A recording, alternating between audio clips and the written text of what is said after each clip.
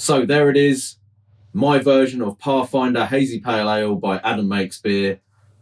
Let's find out in this video whether Adam is in fact the hero of haze, the maestro of murk, and the top dog of turbidity. Sorry, let's just get on with the video.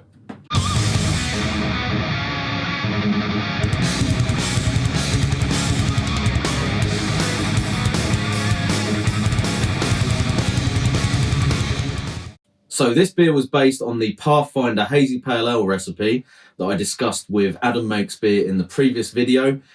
We went through it at length and talked about all sorts of tips and tricks for making hazy pale ales, all the way through the process of brewing and fermenting these types of beers. So if you haven't already done so, make sure you go back and check out that video, and also go over to Adam's channel and drop him a subscription, because the content that he's putting out is awesome and you can get some really good information from a professional brewer who's also got a background in home brewing and is sharing loads of great information and content at the moment. So yeah, get over there. There'll be a link in the description, and I'll put a link up on the screen now as well.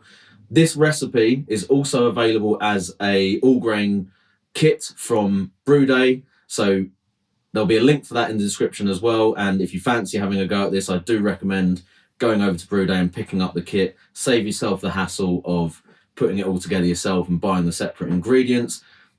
Their recipe kits are fantastic, and you'll get full instructions and details with the recipe on how to brew this beer. So without further ado, let's get into the Brewday footage. I'm going to summarize the key points from the previous discussion as we go through this, and then once we get to the end of that, we'll get onto the tasting and assessment of this beer, which is the important part. So I'll see you shortly for the tasting. So let's start with some rules of thumb for the grain bill. You want to be using a base malt with a fairly neutral flavour and as low a colour as possible. So extra pale malts or standard kind of lager malts, that sort of thing. Aim for around 20 to 25% of your grist to be made up of wheat and or oats. In addition, using between 5 and 10% of a very low colour crystal or caramel malt is going to help build body in the beer and balance out the high hopping rate that you're going to have later on. For your water profile, we want a high chloride ratio, at least 150 ppm for that, but try and keep your calcium below 100 and aim for a mash pH of around 5.3 if possible.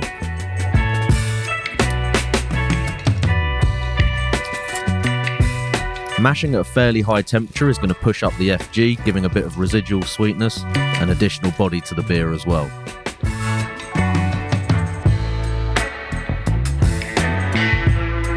We want to keep the bitterness quite low in this style, so we're going to keep hop additions to the whirlpool and dry hop only.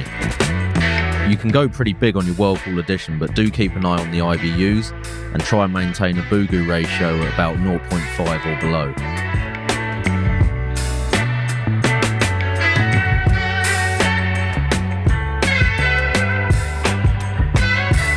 To avoid excessive bitterness, you want to drop the temperature for your whirlpool a bit. 80 degrees C for around 20 minutes is a good starting point, but you may need to adjust this depending on your system and the sort of extraction that you get.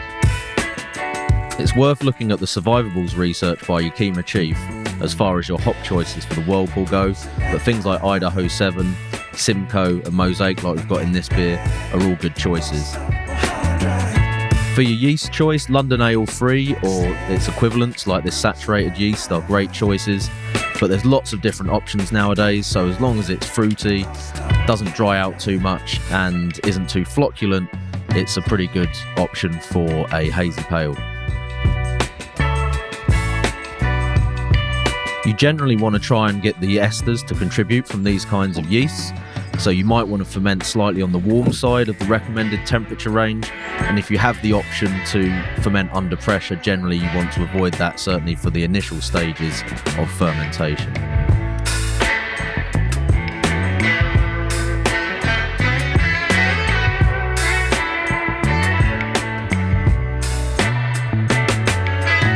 For dry hopping, I waited until fermentation was complete and dropped the temperature down to 14 degrees, then had the dry hops in there for a couple of days before crash cooling to drop them out. You can experiment with active fermentation dry hops as well, but just bear in mind you do want to still try and keep that contact time down as much as possible.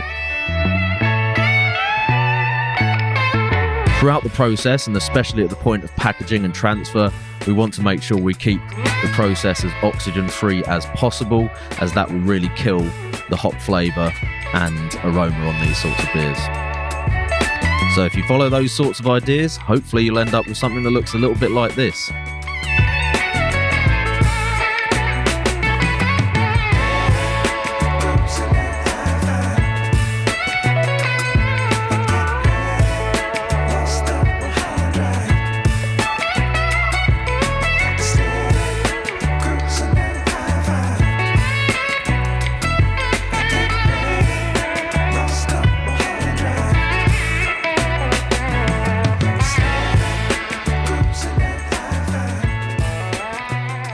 So the brew day all went pretty smoothly. The numbers were almost bang on. I was just slightly down on the original gravity, but actually that meant that the ABV came out closer to the original spec from Adam of 4.9% in the final ABV. So I wasn't too bothered about that.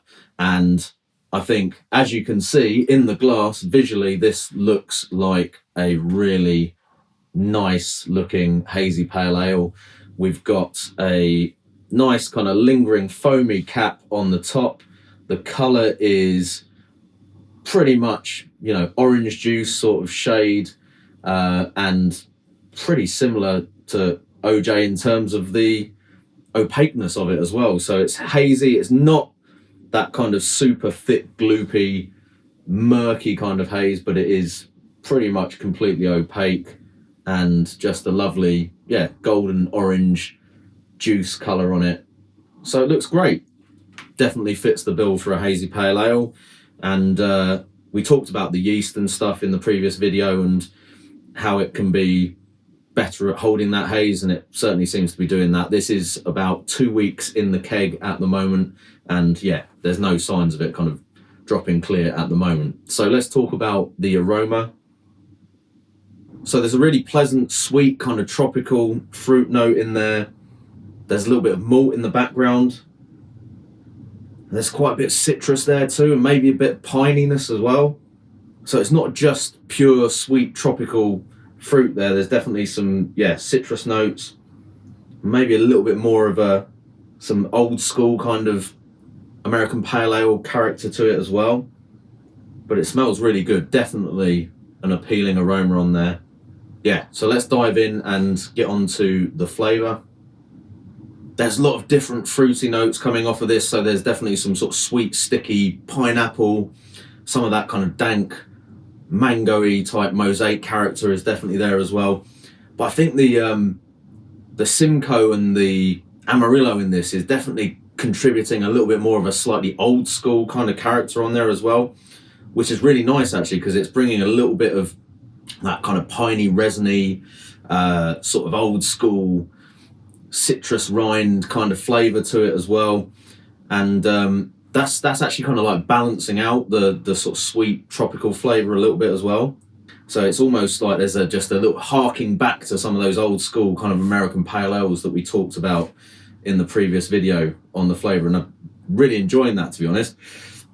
There's a little bit of bitterness on the back end, which just helps to bring you back in for a bit more at the end as well. And the thing that I really like about this beer is the malt base on it, because it's got a really nice, smooth, full-bodied flavour to it. It's drinking a lot bigger than a 4.9% beer, so mouthfeel-wise, I could easily be persuaded that this was a much kind of bigger sort of IPA, hazy IPA or something like that. But it just has that silky, sort of pillowy mouthfeel and a really nice, soft malt base for the hops to sit on top of and really shine for me. So that's great. In fact, I think this recipe would be an excellent platform for just trying out different hop combinations. I think that's definitely something that I'm going to do in the future, is switch out some of the hops in this and just try different combinations in there. So I think I talked with Adam about other pairings that he uses, things like Eldorado and Mosaic and different things that will go together, obviously Citra and other hop varieties like Equinox, maybe, things like that. The malt base and the recipe, for me, the balance on this is great. So as a platform to try out different hop combos, definitely a good base to use for that. But this original version of it is awesome as well. And yeah, thanks Adam, great recipe, really nice beer, and I'm going to enjoy drinking my way through this keg. So thank you very much. Like I said before, get over to Adam's channel, drop him a sub, check out this recipe on Brew Day, and if you want to have a go at brewing it, there is a link to the recipe in the description, but you can also go and buy that kit from those guys and save yourself the hassle of putting it together yourself. But it definitely gets my seal of approval. So cheers everyone, and look forward to seeing what you guys do with this recipe. I'm the dude, so that's what you call me, you know? That or his dudeness or duder or, you know, El Duderino if you're not into the whole brevity thing.